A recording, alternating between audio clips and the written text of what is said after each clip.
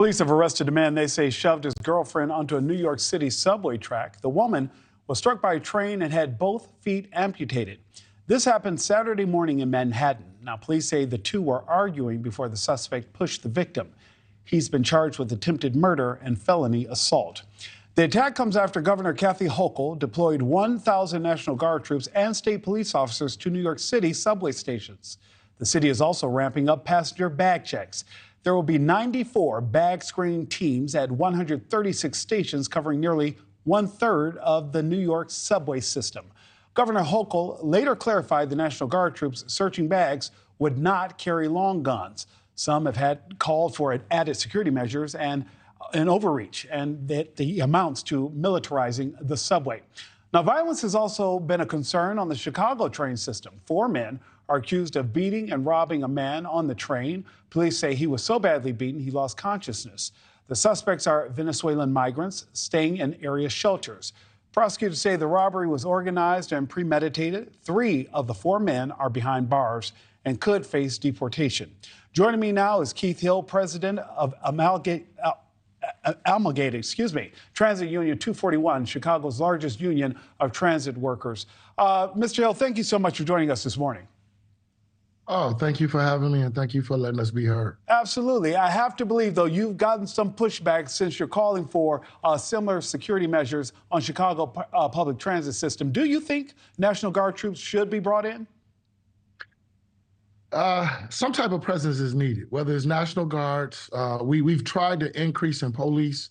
That presence is not as strong as it need to be because they got their hands tied with the city. The police is doing a good job because crime is down on CTA, but they need a little bit more help because crime is still going. We got the best transit system in the world. It's a world-class transit system. The only way people are going to realize that is they feel safe enough to take it.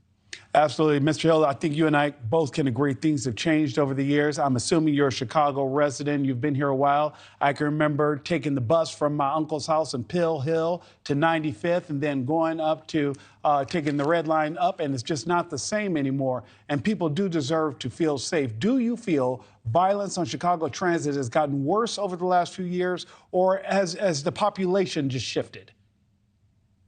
Combination of both. The population has shifted and it's gotten worse. Anytime a bus operator say, hey, we're gonna call the police, and that person say, hey, we'll wait on the police, there's no fear of repercussion. And I'm not promoting mass incarceration or over-policing.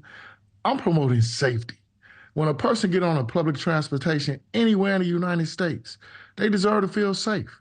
They deserve to get from point A to point B without anything happening to them or the fear of anything happening to them. And Mr. Hill, I'm assuming that if you're pushing for this, you've been hearing the voices of members of your own union saying, hey, help us out here, we need to do more.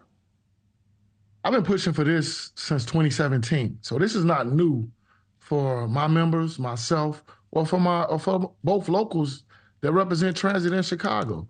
We've been pushing for some type of presence since 2017. Do workers want National Guard members to be actually on the trains and the buses, or do they just want a presence around the transit system? Combination of both. We want them right. It might not be just the National Guard. We want any type of presence riding and in the stations, protecting us and the passengers.